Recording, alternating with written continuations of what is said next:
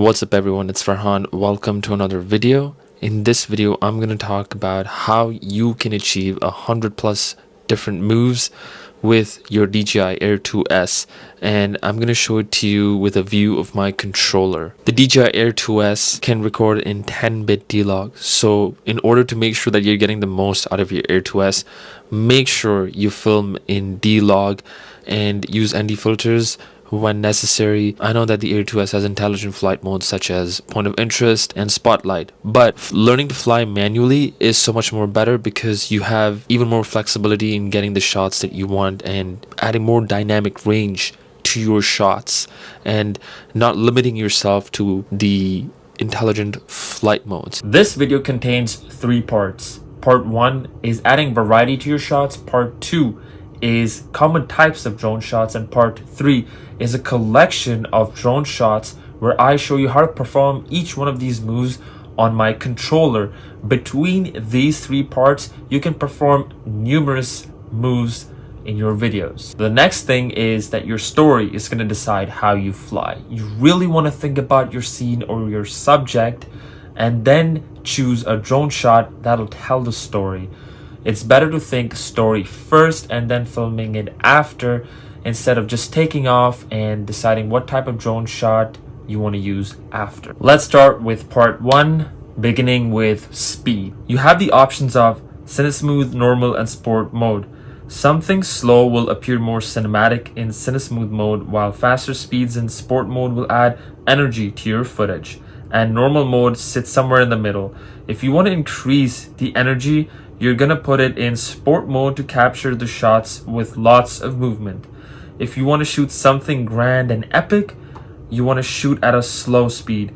In between these 3 speeds, you can gently push the sticks so you're not adding full force, which controls how fast the Mini 2 moves. Mostly, I put it in Cinesmooth mode and push the sticks half the way that they can go and get even slower shots. So you're gonna have to practice these controls. Now let's talk about height. How high you fly is going to decide how your footage looks. You can tilt the gimbal up 20 degrees, which gives you more flexibility with how you can fly your drone. You can fly lower than your subject and point it up, be at eye level and above eye level, and go higher and point the gimbal down, and also be completely above your subject or scene. The height makes a difference in how your shot is gonna look. Next up is distance. How close or far away from your scene or subject you fly adds variety to your shots. The closer you are to your subject, your audience will be focused on that subject, whereas if you're far away and your subject is mini or tiny, the focus is the scene in the distance. Play around with this to add detailed or wide shots depending on what you want. Next is gimbal movement. You don't have to always have your gimbal pointed straight when you can point it up or down or even straight down. This is a major factor in adding variety to your shots by adjusting the gimbal and moving up or down or away or closer from your subject, which changes how the shot feels. These are 4 factors you want to think about when you go out filming, because just combining these will help you achieve 20 to 30 shots, as each one creates a different style of movement. Let's get into part 2, talking about different kinds of drone shots, but these aren't the only ones, but these are commonly used. The intro shot. This is a technique to introduce or establish a scene. This helps the audience see the bigger or wider view of your scene, which can be used to introduce where you're at in the scene. Drones are perfect in filming these shots, as you can fly them high in the sky and far away to show everything in the distance. Reveal shot. This is where you fly to focus on one part of the scene of a subject and then reveal something different. For example, coming from behind and above the tree to reveal the highway and sunset. This is an awesome storytelling technique to build suspense or to reveal something new in your scene, which could be a transition. This idea to transition focuses from one subject or scene to another. Let's talk about some reveal shots.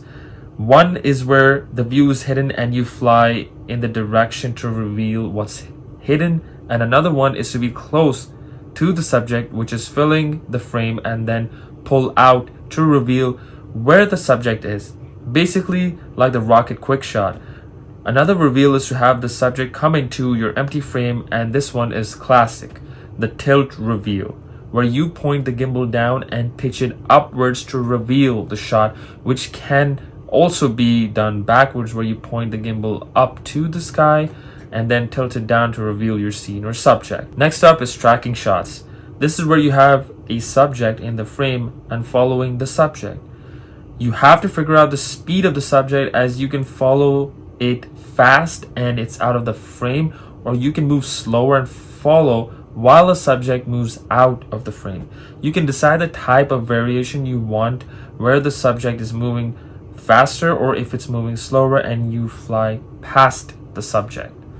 Fly through shots. This is where you fly through objects or past objects close. You have to be careful with these shots to avoid any accidents. Flying through or close to objects adds a different type of feeling than it would if you were to fly above it.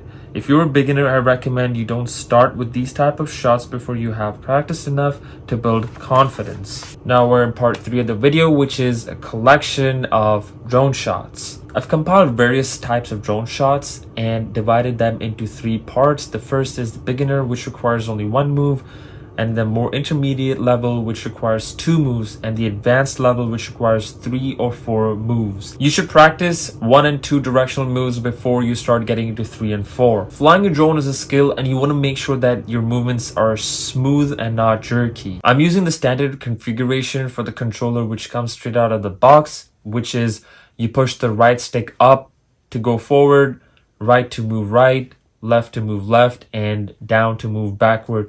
And on the left stick, I push up to go higher, push down to get lower, and rotate right when I push it toward the right, and rotate left when I push it toward the left. So you want to keep this in mind in case you have a different configuration for your controller. Let's start with the beginner shots.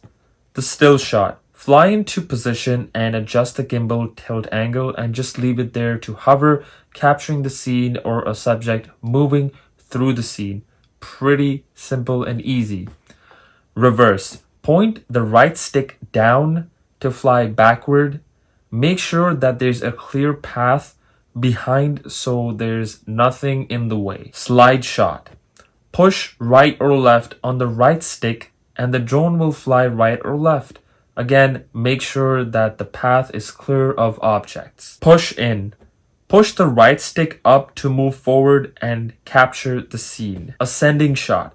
Push the left stick up to raise the drone, and you can adjust the gimbal tilt accordingly, as I mentioned earlier, to change the style of the shot. Descending shot. Push the left stick down so the drone descends. It's a good idea to frame a good shot before you land, so you can get one more before landing. Rotation shot. Push the left stick left or right so the drone spins. Next up, 2 direction shots, where you'll push one stick and move in 2 directions or both sticks simultaneously.